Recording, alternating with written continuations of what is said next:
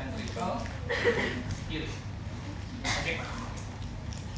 Di antara atrium dengan ventricle di sini ada katup namanya. Yang kanan, yang kanan. Trikuspid atau mitral? Mitral atau trikuspid? Trikuspid. Trikuspid bukan? Di sini mitral. Misal ada kondisi stenosis mitral. Mitral stenosis berarti mitralnya kaku. Kalau mitral kaku maka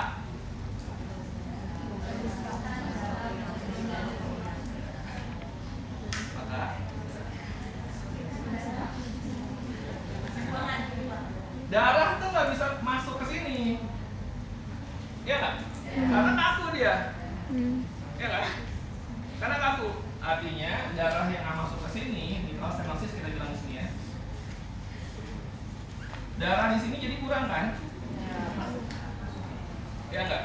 Masuk bisa tapi kurang, sehingga tekanan di sini meningkat ya. Ya nggak? Tekanan di sini meningkat, darah dari paru-paru bisa masuk nggak? Bisa masuk ke sini nggak kalau tekanan di atrium meningkat? Nggak bisa, ya, nggak bisa masuk nih. Dia nggak bisa masuk ke sini karena tekanannya meningkat. Oke? Berarti ventricle mengalami gangguan pengisian ya? Ya nggak? Pengisian itu sistol apa diastol? Sistol apa diastol? Nanti kita bahas. Dia ada gangguan pengisian. Dalam jangka waktu yang lama, ini akan terus-terusan negatif, tekanan akan semakin tinggi gitu ya. Ya kan? Terus kemudian darah dari sini kan nggak bisa masuk ya. Akhirnya bendungan di paru. Dia akan terus-terusan insufisien ya, kurang ya darahnya ya. Sehingga ada satu waktu si ventricle itu nggak bisa kontraksi lagi, nggak bisa mengeluarkan darah lagi, sehingga kita sebut dengan gagal jantung. Karena kerusakannya di sebelah. Oke? Kayak gitu. Nah, terus kemudian ketika ventricle itu ternyata nggak langsung rusak gitu aja, dia bisa kompensasi gitu ya, disertai dengan kerusakan. Jadi dia kalau misalnya udah kurang darahnya, di sini peningkatan meningkat gitu ya, tekanan di atrium meningkat, maka bendungan di paru juga meningkat begitu, ya kan? Jadi atrium dan ventricle bisa nggak nyebarin darah ke sini? Nggak bisa. Bendungannya semakin banyak di sini, maka ventricle juga akan meningkat tekanannya karena dia berusaha menekan ke atas kan? Ya nggak? Tekanan meningkat di sini, dia berusaha untuk menekan, tapi di waktu yang sama dia mendapatkan aliran darah dari atrium. Ya. Tapi sebelah sini, ini udah ngos-ngosan karena dengan kondisi yang sama ya, mitral stenosis.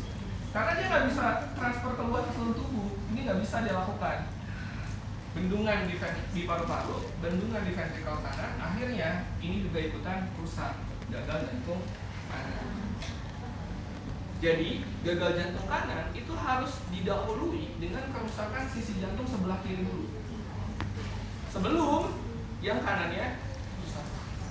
Jadi kalau misalnya ada orang yang gagal jantungnya sebelah kanan, bisa jadi kondisi atrium dan ventricle sebelah kirinya itu sudah rusak.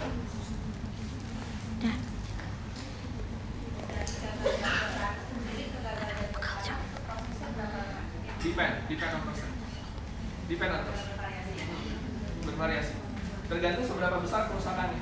Karena ada juga yang dia udah gagal jantung kiri nih, dibenahin, misalnya diganti mitralnya, direkon gitu ya, bisa jadi dia nggak bisa mengimbangi aliran darahnya, dia tetap gagal jantung akhirnya gitu. Sehingga ini tergantung dari personnya, nggak bisa kita bilang sekian tahun akan berdampak gitu. Karena kita balik lagi ke terminologi awal bahwa sistem kardiovaskular itu adalah sistem yang paling bisa menyesuaikan diri terhadap kondisi si pemiliknya. Gitu.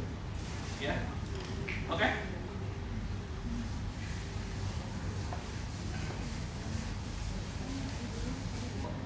menjadi organ yang mengalami kerusakan paling awal ketika kita berhadapan dengan kondisi gagal jantung.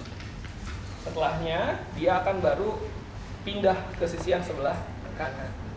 Bisa nggak lewat gagal jantung kiri dulu tiba-tiba langsung gagal jantung kanan?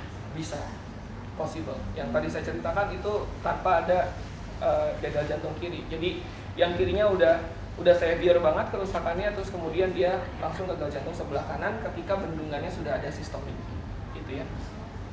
Nah, jadi gagal jantung kiri itu ada dua tipe, ada yang systolic heart failure, ada yang diastolic heart failure, gitu ya.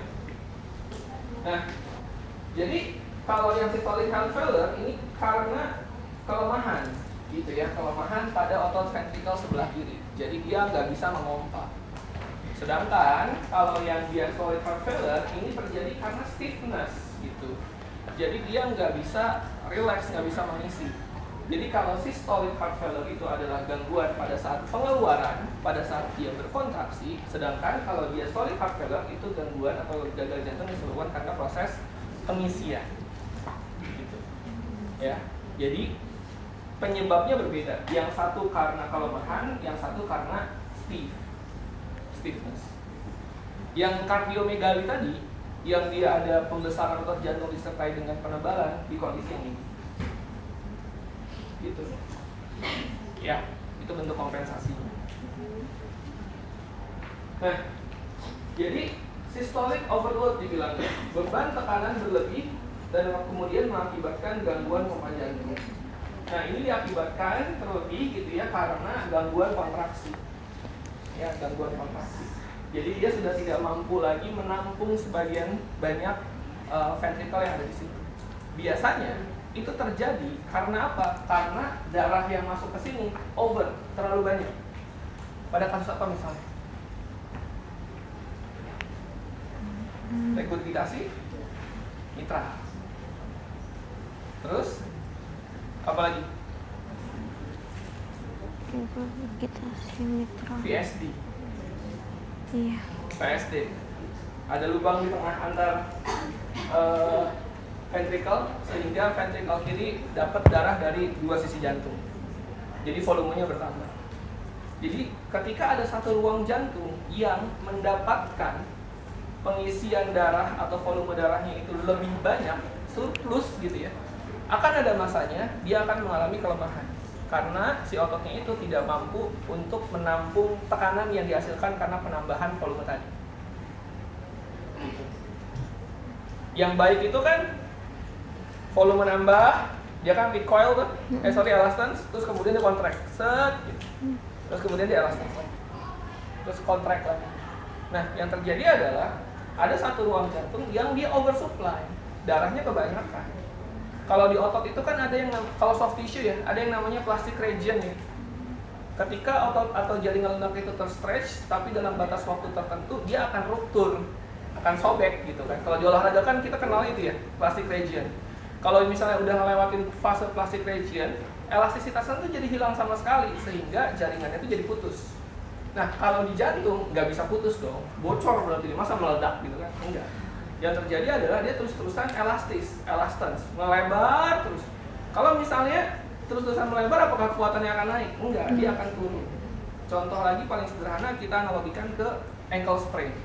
Semakin sering kita ankle sprain, maka semakin oblak tuh pasti ankle-nya. Kayak gitu. Jadi kekuatannya juga akan menjadi berkurang gitu ketika dia mendapatkan oversupply dari aliran darah yang masuk ke ventrikel gitu. Ya, yang berikutnya ini adalah ini dulu, patofisiologinya dulu. Jadi ada beban sistolik yang berlebihan karena volume darah yang masuk besar, banyak gitu ya. Terus ada hambatan pengosongan ventrikel dan penurunan cardiac output. Sudah pasti karena kekuatannya berkurang.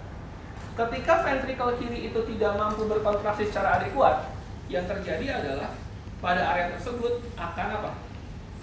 Akan menyisakan volume darah tertentu kan, nggak keluar semua. Tapi di waktu yang sama dia terus-terusan mendapatkan suplai darah. Kalau si atrium kirinya masih oke, berarti dia ngeluarinnya sesuai standar. Tapi yang terjadi ventrikelnya nggak bisa ngeluarin sesuai standarnya, artinya akan ada surplusnya dari situ. ventrikelnya jadi semakin terbebani dengan volume darah yang semakin besar. Ada penumpukan di sini, ya, di atrium kiri dan pembuluh darah pulmoner. Nah, terus kemudian bendungan pembuluh darah pulmoner menyebabkan gejala tachypnea, dyspnea, bunyi nafas yang agak lemah. Kemudian terdapat pada keadaan stenosis aorta dan hypertension. Kenapa kok jatuhnya masuk pulmoner? Karena tadi ketika ventrikel itu mendapatkan tekanan yang jauh lebih banyak, ada volume darah yang jauh lebih banyak dari standarnya, maka akan ada satu momen, satu waktu atrium itu tidak mampu memasukkan darah ke ventrikel. Ketika darah tidak bisa darah dari atrium tidak masuk ke ventrikel, maka dia akan naik kembali ke arteri, ke vena pulmoner, pembuluh darah pulmoner. Gitu. Nah, sumbatan-sumbatan itu yang nantinya akan menyebabkan gagal jantung. Gitu. Nah, terus kemudian ini adalah yang diastolic heart failure atau diastolic overload, gitu ya, beban volume berlebih, gangguan pengisian jantung. Nah, ini beda. Kalau ini kasusnya adalah si otot jantungnya stiff, kaku, sehingga volume di dalam ruangnya itu berkurang. Sehingga darah yang harusnya masuk ke ventrikel itu tertahan di satu segmen di atasnya. Silakan. Yang kaku otot jantungnya atau kaku katungnya? Otot jantungnya. Otot jantungnya. Jadi ketika katup itu mengalami stenosis, kekakuan, pada akhirnya itu bisa menyebabkan kekakuan juga pada miokardnya. Tapi ketika ada kekakuan pada miokard, belum tentu katupnya ikutan stenosis juga atau kekakuan juga. Gitu. Jadi miokard stiffness itu menjadi salah satu pertanda bahwa ada kerusakan jantung. Biasanya ini diakibatkan karena metabolik. BJK tuh dia kayak gitu. BJK dan hypertension. Jadi miokardnya yang stiff, yang kaku. Gitu. Katupnya mah nggak masalah. Ya. Nah, pada kondisi ini si ventrikel itu kehilangan fungsi relaksasi. Jadi dia berada dalam kondisi ruang yang paling sempitnya dia. Gitu.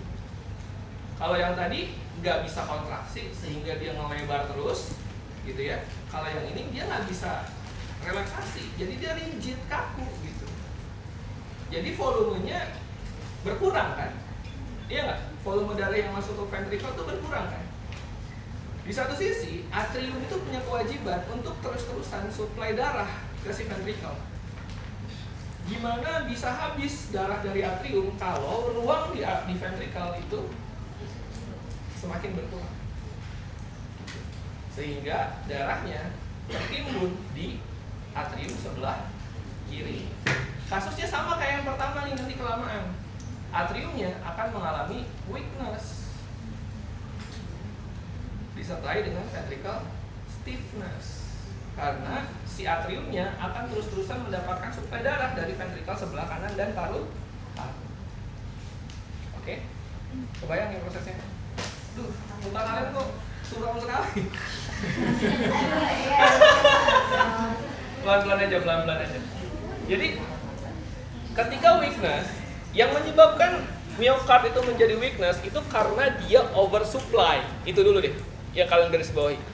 Miokard dimanapun posisinya, di atrium, di ventrikel, kiri maupun kanan, ketika dia oversupply darahnya, dia menampung darah dalam volume di luar batas kewajarannya, lebih banyak di sini dalam artinya, dia akan mengalami enlargement, pembesaran. Oke? Elastisitasnya akan meningkat, tapi disertai dengan penurunan kekuatan otot. Dimanapun tuh lokasinya, mau di atrium, mau di ventrikel, bisa kayak gitu.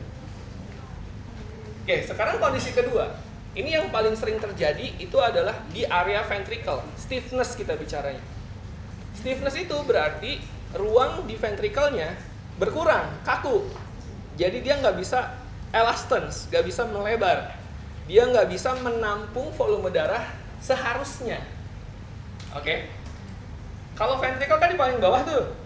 Jadi ketika si atrium ngejalanin tugasnya, mentransfer atau mengirimkan darah dengan volume yang standar masuk ke ventrikel, tapi ventrikel yang nggak mampu nampung, berarti darahnya kan terakumulasi ke atrium.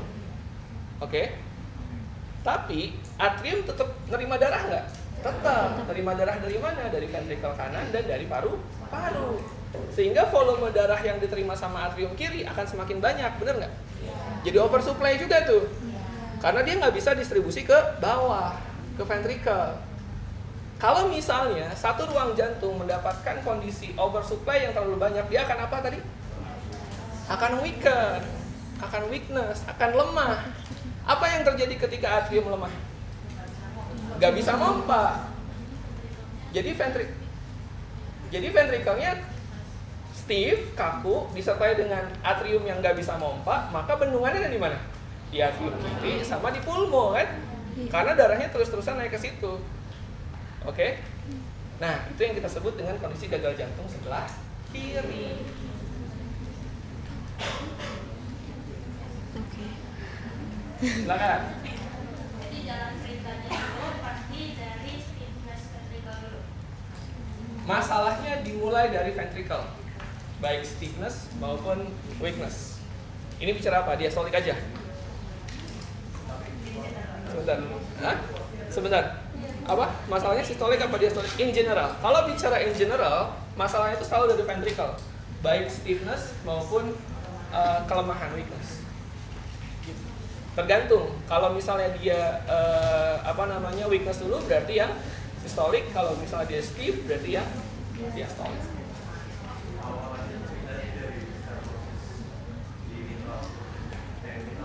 Itu pencetus, itu kita nggak bicara itu. Jadi kalau misalnya awal mulanya bisa jadi dari macam-macam, dari stenosis mitral bisa, dari regurgitasi pun bisa gitu ya. Yang perlu kita pelajari itu adalah processingnya. Bahkan dari hipertensi juga bisa, itu menghasilkan ini. Oke?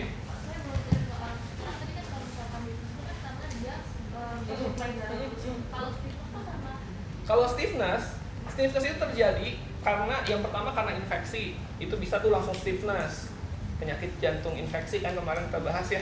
Itu stiffness itu bisa bikin karena infeksi yang pertama. Yang kedua itu karena kondisi hypertension. Hypertension itu kondisinya adalah dia jantung itu dipaksa untuk memompa lebih kuat karena ada tahanan di pembuluh darah. Hypertension itu dipaksa lebih kuat terus ya.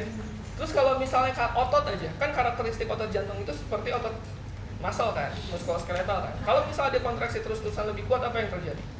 Fatigue, muscular fatigue. Nah itu yang membuat dia menjadi stiffness, muscular fatigue itu. Makanya kaitannya sama hypertension itu kayak gitu. Tapi yang paling direct akibatnya yang bisa bikin stiff itu adalah si infeksi. Infeksi itu bisa dari macam-macam ya. Dari gigi bolong juga bisa.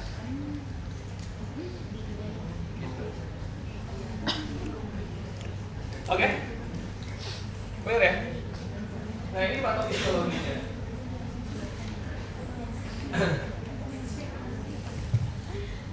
Nah, ketika tadi kan saya cuma cerita tuh sampai ke pulmo ya. Cuma sampai ke pulmo, bendungan itu sampai di pulmo.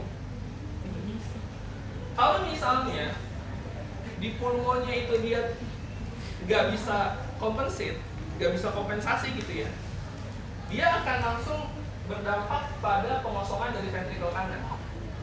Kebayang nggak? Kalau misalnya si atrium dan ventrikel kirinya itu sudah nggak bisa kompensasi lagi, artinya kan bendungannya udah berhenti di paru tuh, ya nggak? Berhenti di paru kan bendungannya. Tapi ternyata orang ini masih bisa aktivitas, masih belum muncul keluhannya, masih bisa membuat dia aktivitas. Biasanya kalau udah bendungan di paru dia udah pasti sesak. Tapi dengan kondisi sesaknya dia masih bisa beraktivitas gitu ya. Kondisinya kayak gitu.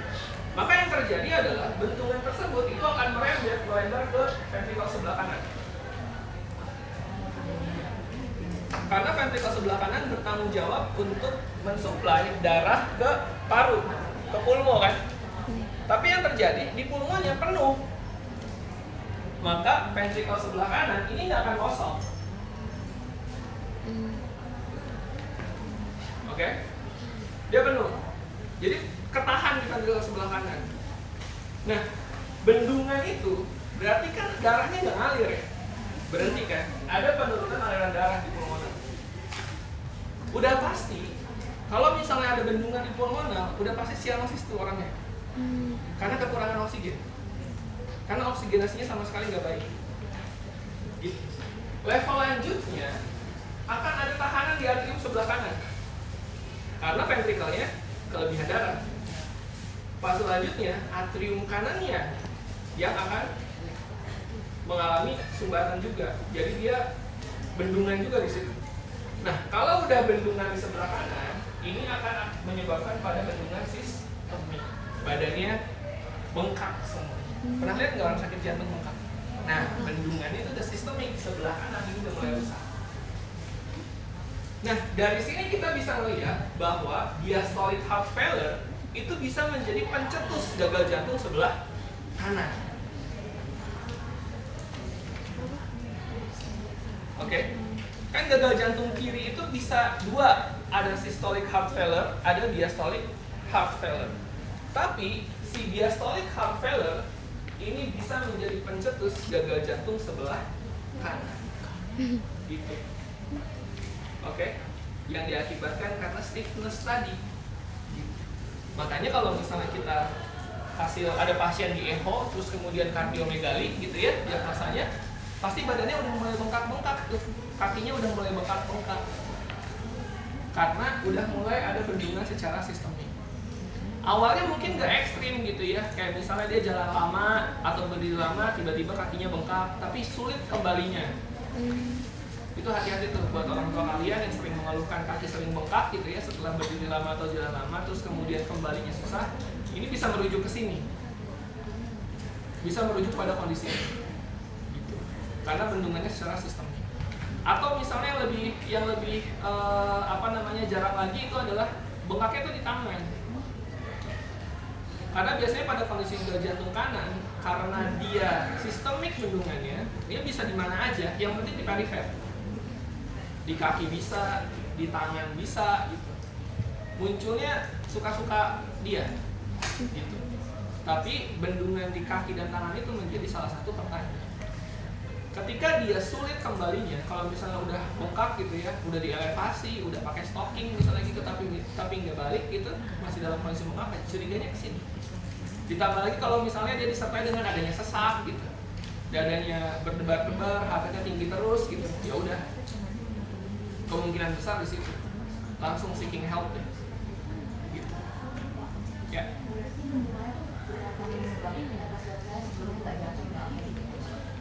Enggak.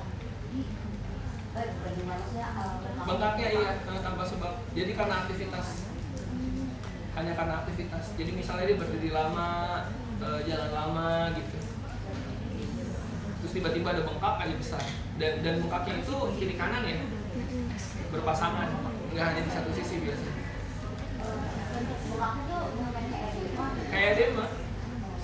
Kayak edema bengkaknya. Tapi nggak disertai sama hematom, nggak ada biru-biru tuh nggak ada. Dia besar aja gitu tiba-tiba. Warna kulit. Tapi pas dipiting edem positif. Gitu. Nah, gagal jantung kanan ini yang kadang nggak dirasain keluhannya. Gitu. Kita sering ya ketemu orang-orang yang dengan bangganya bilang, saya 180 tensi nggak, saya masih bisa naik motor kok. Pusing. Pernah nggak ketemu orang kayak gitu? Belum ya, ntar di praktek klinik sering bangga-banggaan, saya 200 masih bisa pakai kayak gitu,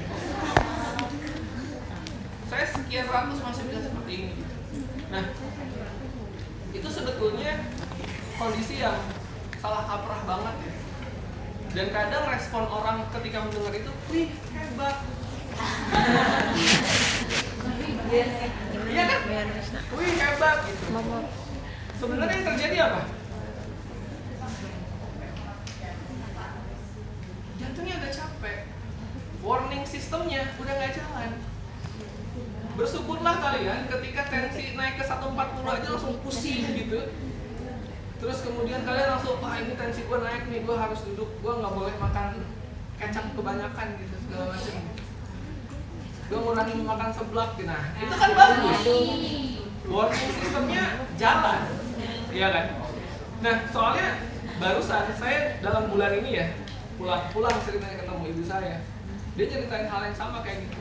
Si ibu ini tuh 180 masih ini gitu, masih bisa naik motor, masih bisa ikut pengajian, dia bilang gitu. Jangan bangga karena tinggal menunggu serangannya aja kapan.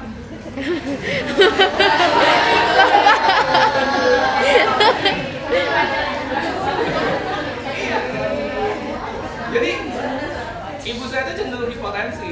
Jadi naik ke 120, 130 aja dia udah pusing.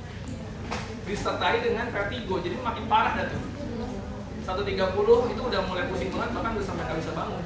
Bagus saya bilang gitu, karena warning sistemnya masih jalan. Ketika dia pusing nggak bisa ngapa-ngapain, badan itu berarti minta istirahat, ya istirahat.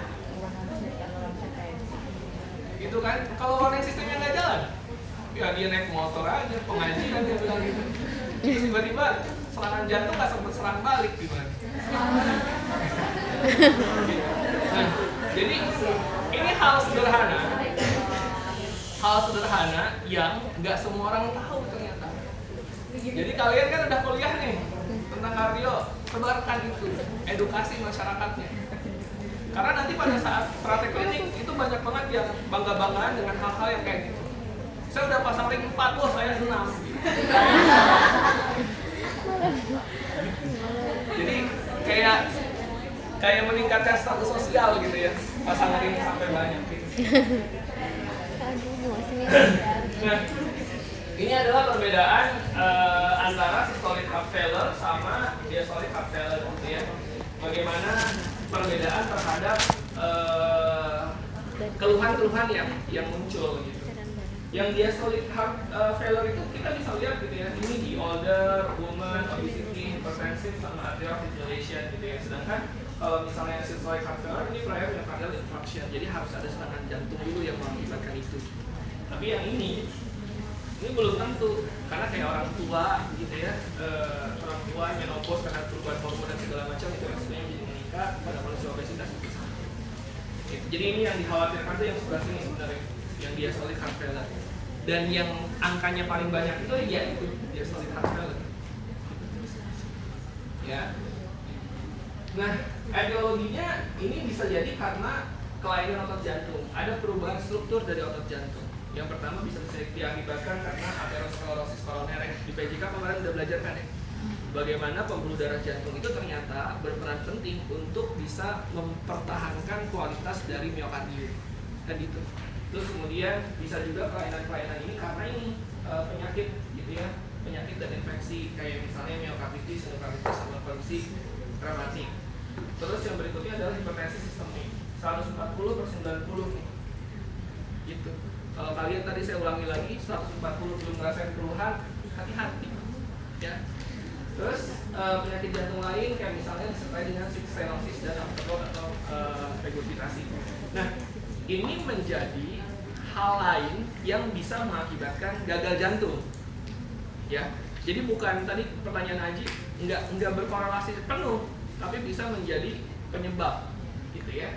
Terus kemudian faktor sistemik seperti ini, ada perubahan laju metabolisme gitu ya, terus ada peningkatan kebutuhan oligo jaringan, asidosis, dan kemudian ada abnormal dari elektrolit. Nah, ini adalah kondisi atau gambaran proses dari patofisiologi gagal jantung, di mana mau baik dia gangguan elastisitas maupun gangguan atau penurunan dari kekuatan otot, ujungnya itu akan menyebabkan gangguan dari kontraktilitas. Jadi si jantung itu akan kesulitan melakukan fungsinya di kontraksi. Dampaknya apa? Curah jantung atau stroke volume itu akan berkurang, gitu ya. Ketika kekuatan berkurang, curah jantung berkurang, aliran darah juga berkurang, sehingga tekanan darah juga berkurang. Nah, tekanan darah berkurang ini akan menyebabkan perfungsi ginjal. Kemudian seolah-olah volume darah itu kan rendah, ya. Jadi ginjal itu mendeteksi bahwa oke, darahnya kecil nih gitu, berarti gue harus bisa ngeluarin cairan gitu. Perfungsinya ginjal berkurang. Nah, sehingga dia akan menstimulasi sistem saraf simpatis. Kerja semuanya, badannya orang kurang darah nih, kurang cairan gitu ya. Akhirnya dia menstimulus hormon RAA, terus kemudian untuk meningkatkan volume darah. Ketika volume darah meningkat, ada pelepasan ADH ya.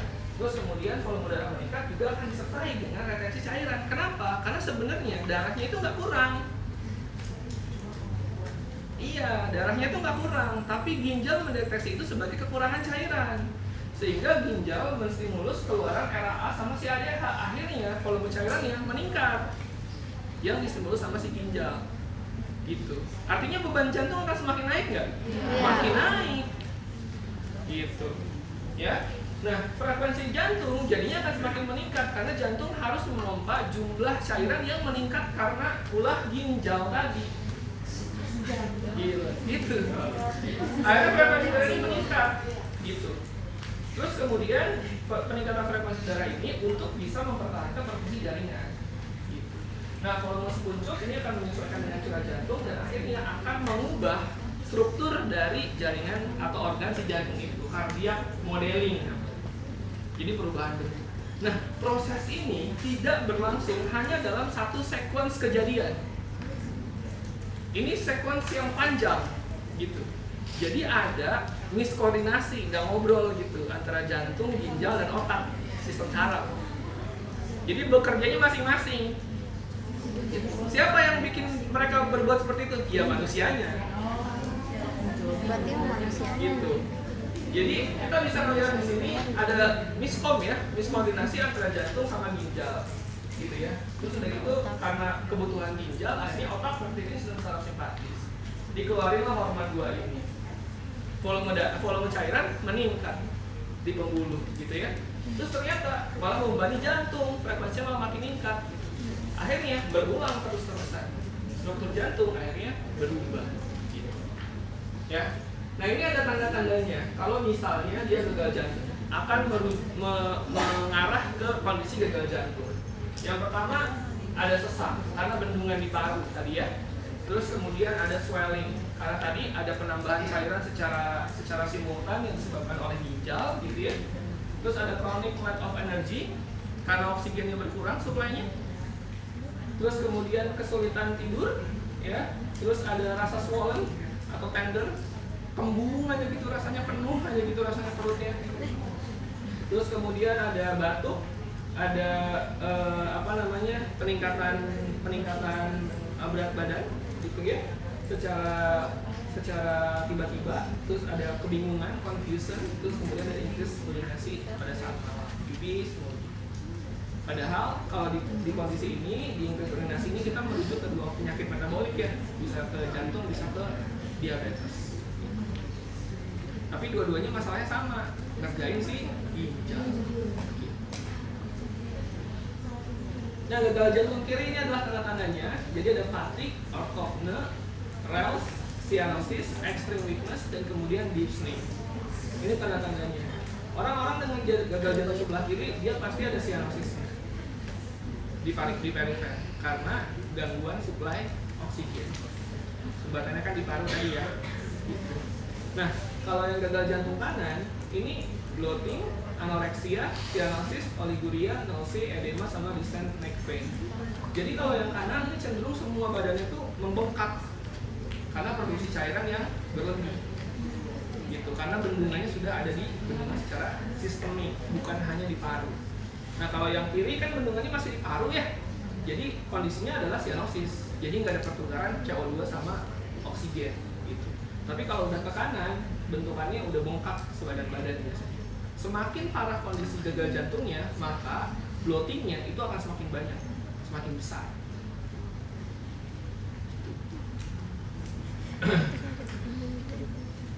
Nah, ini ada klasifikasi gagal jantung ya. Jadi ada kelas 1, 2, 3, sama 4 gitu. Nah, gagal jantung itu kan kondisi terminal, kondisi ujung ya gitu. Kondisi di mana jantung itu sudah mengalami kerusakan secara organ. Ternyata kerusakan itu masih diklasifikasikan. Ada 1, 2, 3, 4. Artinya ketika masih ada di klasifikasi 1, bisa jadi keluhan itu belum muncul sama sekali. Keluhan tuh belum muncul. Keluhan tuh masih minimal banget. Menganggap bahwa ini mah gara-gara stres doang kayak. Ini mah gara-gara ujian doang misalnya. Belum merujuk ke sana. Tapi untuk lanjutan di kelas 2, 3, dan 4 ini udah semakin rusak kondisi jantung. Di beberapa kondisi belum masuk ke fase ini udah serangan, udah blackout pasiennya, udah nggak mampu menangani itu. Jadi klasifikasi ini berdasarkan dari temuan kerusakan pada sistem kardiovaskular.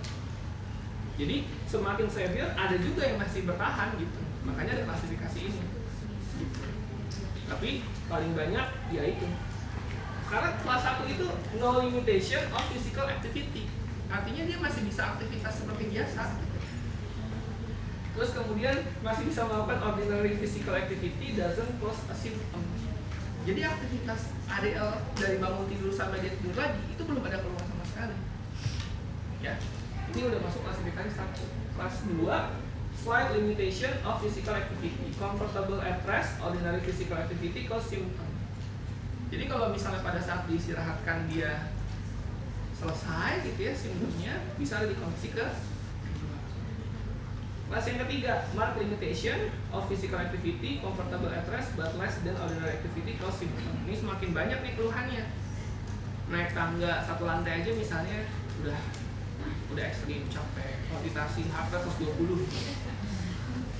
Ya. Terus kemudian kelas 4 ini udah semakin severe limitation and discomfort with any physical activity, symptom present even at rest. Jadi pada saat istirahat pun keluhannya tetap muncul. Gitu. Jadi sesek dia misalnya dadanya berdebar gitu ya, takikardi, tapi pas diposisikan duduk masih tinggi semua. Nah ini udah kondisi yang klasifikasi keempat gitu ya. Oke, thank you dong. Ada pertanyaan untuk gagal jantung?